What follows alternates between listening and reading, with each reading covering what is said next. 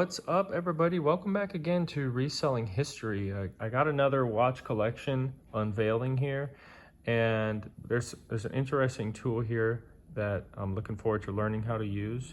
But we got some neat watches too. They're mostly vintage, but we got some modern watches as well. Now, I paid close to $400 for all of this that you see right here, and they were two different transactions from the same seller on eBay. I bought the first lot for around $150 and the next one for around like $230. He reached out to me. He had more watches for sale. So let's get into it. There's some really neat modern watches, these two right here. I think we're going to turn up some profit, and let's go over the prices and see what type of watches these are. If you guys aren't subscribed, make sure to subscribe down below. Appreciate the support. Okay, first up, we're going to go over the lower dollar items here. And there were some parts that he included in the lot. I think this is a tag. Yeah, we got a little tag Heuer right here. It looks like a little, a lady's, I think it's quartz, little dive watch.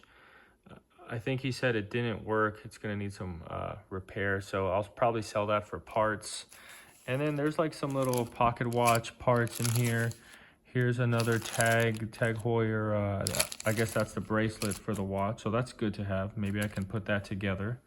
And then we have some parts watches right here, like a little, I think this says Acro. It looks like a 1930s era watch, has no back on the case. And right here is a Jean Cardot.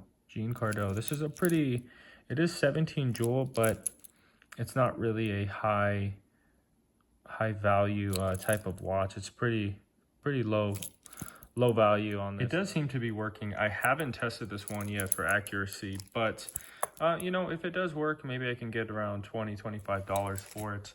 And then we got a vintage Austin 17 jewel watch, another obscure company, but it's pretty nice condition. As you can see, minimal scratches. I might be able to get around 25 for this as well. And then we got something interesting right here. And I think a lot of you viewers overseas might be familiar with this. This is a Meister Anker, and this is a German watch company. And it's kind of harder to find here in the States, is what I've found with some research. But this one is running. You can see it ticking. Unfortunately, I did test it for a day and it runs pretty slow, so it needs a service. It's probably a pin lever type of movements. It kind of feels lower quality. The watch bracelet feels a little cheap. But yeah, a lot of you guys overseas might know more, and you might have seen these more often than I have. It's an interesting little brand. It's not a bad looking watch at all, and it has the original matching branded bracelet. So a neat watch, kind of a military style to it. I'll try to sell it for parts since it's not running consistently, and I'll try to get around $40 or $50. All right, now we got some more of the high value watches here, everybody. I hope you guys enjoy these watches. There's a couple of really nice ones. Actually, they're all pretty nice. But first up, let's do this vintage alarm watch right here. This is a Vulcan alarm. And as you can see, the dial, it does have some peeling going on there, so it's not a perfect looking dial. But this is a really fascinating watch. Now, it's not branded Cricket. A lot of you have probably heard of the Vulcan Cricket. It was worn by like a lot of presidents, and it's a really sought after, quite valuable watch. I think they sell upwards to like $1,000 or $1,500. It's not branded Cricket, so I'm not entirely sure if that means this is a Cricket or if it doesn't. So you guys let me know in the comments what you think. Is this actually a Cricket, or is this one of their like maybe lower end type of alarm watches? Now, the alarm does work, and I'm going to be honest with you, I actually don't know how to set it. Right here is what you use to turn it and set it. I think you have to wind that top crown. You kind of have to like wind the alarm up. I know it does work though, because I accidentally got it to start vibrating. So it's a really fascinating watch. You guys let me know. Some of you may know better than me. How do you set the alarm on this? Because I've done some research and I can't really get a definitive answer. It's a little confusing, so I'd appreciate any help on this. But as far as timekeeping, it's keeping pretty good time. I think it loses about 2 minutes after 12 hours.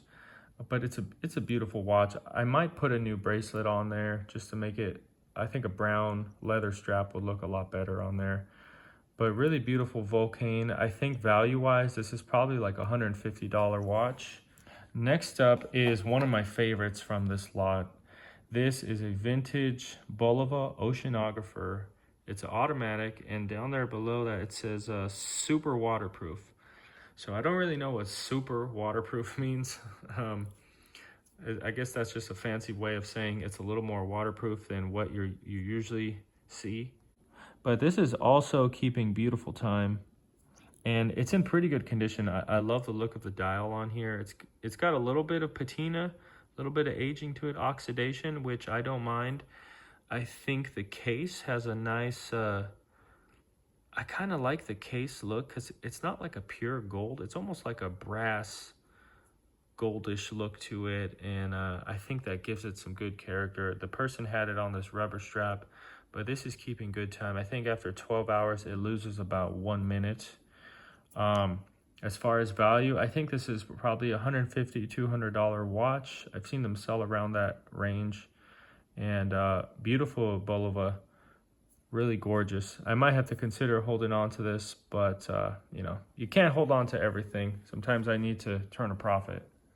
Okay, next up, everybody. I know you're used to seeing vintage watches, but there were some modern watches that came in here. Here's a Seiko 5, and this is an automatic. It still has the box, the little display pillow. Here's the original complete box. You can see the MSRP on there is $315. You got the branded Seiko 5 box. So that really does add to the value of this. It's keeping good time. I wore this to work the other day, and it served me well. It's got some nice orange hands and orange numerals on there.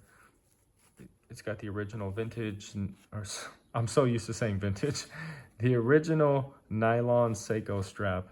But this is a really nice watch. I think it's $150 used all day long. So really cool find.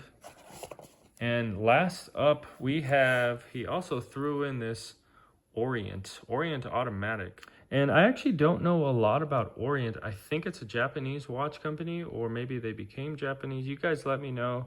I think maybe they have some relation to Seiko, but it does say Japan movement on the bottom, and this is brand new, brand stinking new. It's got the original box, the instructions. It's got the plastic on the back right here. He said he never used this. It's just been in the box the whole time. So I probably can't sell it as new still.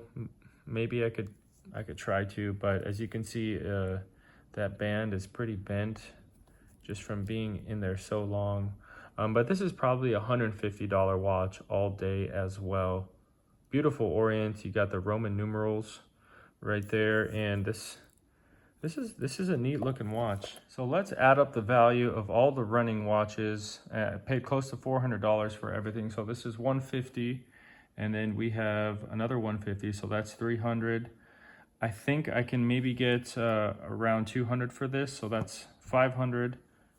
This one we'll try to get $150, so that's $650 total, and then I'll try to get $30 for this, so $680. That's what I'm hoping to get around. I might have to settle for lower prices, but Christmas is coming up and somebody might want a nice Christmas gift. And then he also threw in this watch case press here. I don't know how to use this. I have to do some more research on it. I'm pretty sure it needs what are they called, like those little dies or discs. I think they're called dies, different sizes for different size watch cases. And I think this crystals can be used on here too. But you know, this is for somebody who's buying and selling watches a lot, this is something I need. So I'm looking forward to learning how to use that. Well, everybody, that's all for the video. Let me know in the comments what your favorite watch was from this little grouping here. My favorite was the Vulcain alarm.